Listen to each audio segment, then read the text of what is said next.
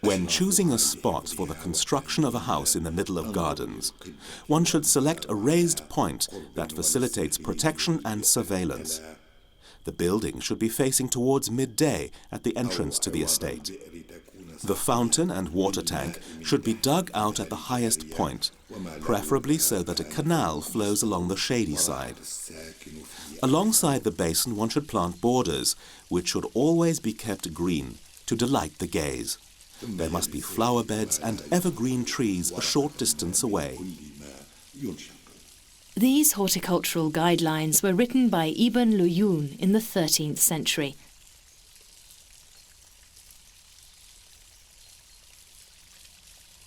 Beyond a gully on the slopes of the Cerro del Sol is the site where the Generalife was built at the end of the same century, country house and summer residence of the sultans. The poet Ibn al-Yayyab called it the House of Happiness, a place for relaxation and rejuvenation. The architects appear to have adhered quite literally to the instructions issued by Ibn Luyun. The project included the cultivation of types of fruits and vegetables that were previously unknown in the region: spinach, artichokes, melons, peaches, lemons, almonds, and above all, pomegranate trees. Terraces were created to extend the size of the cultivated area. Their walls have withstood the elements over centuries. The Generalife is the only country estate in Al-Andalus that has been maintained to this day with elements that we can still recognize. When we look across to the Generalife, the contemporary landscape looks pretty much exactly as it did back then.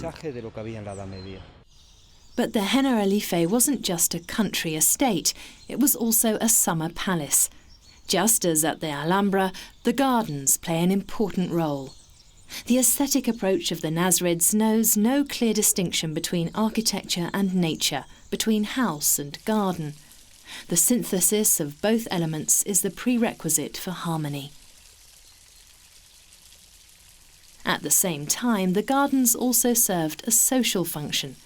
This is evident from the pictures in the Hall of the Kings. Muslim and Christian knights vie for the affections of a fair virgin. People can be seen chatting at the fountain side and playing chess or presenting gifts to the ladies. The garden is a place for pleasure, but also a place to meet and fall in love. In contrast to the private residential areas, the garden allowed for this kind of encounter.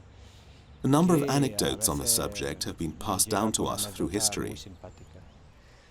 There are two figures, a young man and a young woman. An old woman serves as a matchmaker, someone who arranges meetings. And this lady advises the boy that if he wants to see this girl, he should simply hold a party in his garden. And she adds that everyone knows just how much the kings enjoy celebrating pleasurable parties in their gardens. A very different atmosphere reigns in the Myrtle Courtyard. It is an expression of power. This was a place where ambassadors and their retinues could parade, or where subjects could convey their concerns to the Sultan. When we look at the Myrtle Courtyard as it is today, a double surprise awaits us. On the one hand, we have gardens that are astonishingly true to their original form.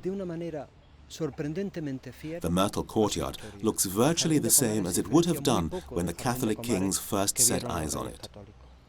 On the other hand, it looks like a garden that could have been designed by a minimalist landscape architect, a 20th century garden. A white rectangle made of marble, divided up by 3 green rectangles, 2 consisting of myrtle bushes, the other of water. This simplicity of structure could be the work of a modern architect, but of course the garden is a product of history.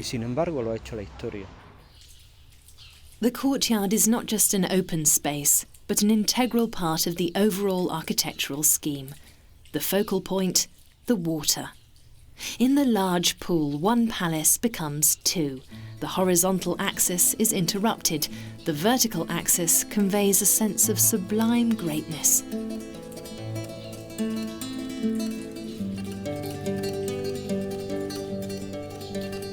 Gentle wave movements maintain the reflections in a constant state of motion.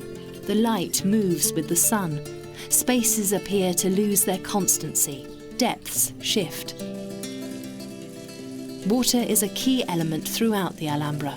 Its role is threefold: as part of the architecture, as a spiritual symbol, and simply to enhance a sense of well-being.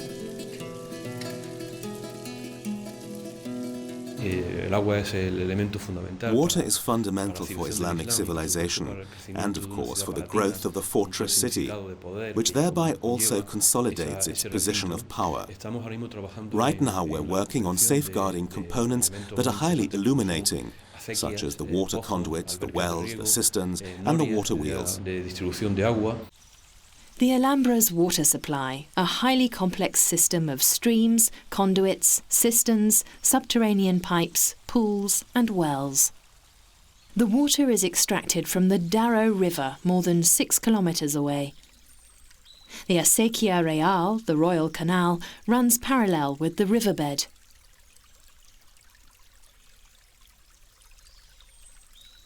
The water was once rooted into a hill, the Cerro del Sol. It could be scooped out of a well from above and channeled into a pool. Archaeologists have found circular tracks alongside the well, probably left behind by donkeys toiling at the bucket wheel. Due to the difference in altitude, the reservoirs above the Alhambra provide for the necessary water pressure. The water is fed into courtyards and gardens, houses and bathhouses via conduits several kilometres long. The terraces, with their ornamental and kitchen gardens, are irrigated by streams. Here the Acequia Real leads directly through the Generalife Palace, a synthesis of functionality and aesthetics. The water stairway, a quirky feature that's again functional. It's also a conduit.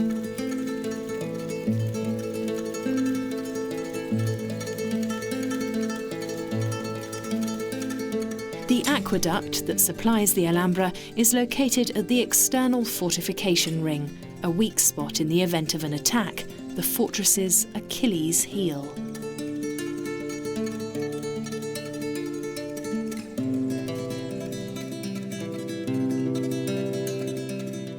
In the Palace of the Lions, too, water's the focal point. The Nasrids called it the Garden of Happiness, a name which led to a debate some decades ago. Was the courtyard originally paved, or was it a garden, as in paradise where fruits and shade await the God-fearing? It is divided by 4 channels. Did they symbolise the rivers of paradise described in the Quran as streams of water, milk, wine and honey? Did the Garden of Happiness provide a foretaste of heaven? Today we know that the channels are a modern addition.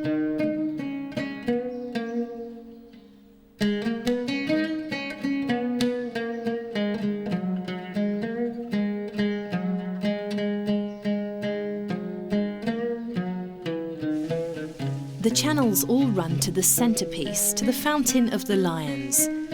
The water then spews out of 12 muzzles. A sophisticated system ensures that the water level in the fountain remains constant. The sculptor of the lions has selected the marble blocks with care. The marbling makes skin folds and manes look even more realistic. Today they look as spectacular as ever, thanks to a recent minute restoration. The origin of the lions is not certain. An 11th century poem describes similar lion figures in a palace apparently located close to the Al-Qasaba. One thing's for sure, they are a symbol of power. Tensed and poised for action, they appear ready to jump up at any moment should the Sultan command it. The fountain is a circle in the centre of the garden. Again, a geometric shape that alludes to the universe. Ibn Zamrak's most famous poem has been carved into the outer edge of the fountain. Are there not in this garden wonders that God has made incomparable in their beauty? And a sculpture of pearls with a transparent light, the borders of which are trimmed with seed pearl. Melted silver flows through the pearls, which it resembles in its pure dawn beauty. Water and marble seem to be one, without letting us know which of them is flowing. Don't you see how the water spills on the basin, but its spouts hide it immediately?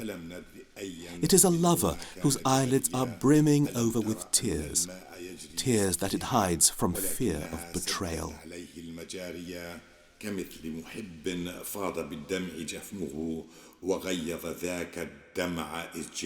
At the same time, the water conduits link up the 4 halls around the courtyard. The wells in the marble floor improve the indoor environment by cooling the air on the surface of the water. The lower sections of the walls have no windows. This means the warm air rises and escapes through the blinds, just as it does inside a fireplace. As a result, even in summer, the temperature in these halls is quite agreeable, a great relief in a region where the mercury often climbs to 40 degrees in the shade. The builders further optimised the effect by the positioning of the palaces. In summer, the main rooms are in the shade. In the winter, the sun is lower and its rays warm the interiors. An alliance of architecture and nature, the flexible utilisation of space, the optimal application of natural resources, basic principles of a bygone civilization that at the same time provide pointers for future generations.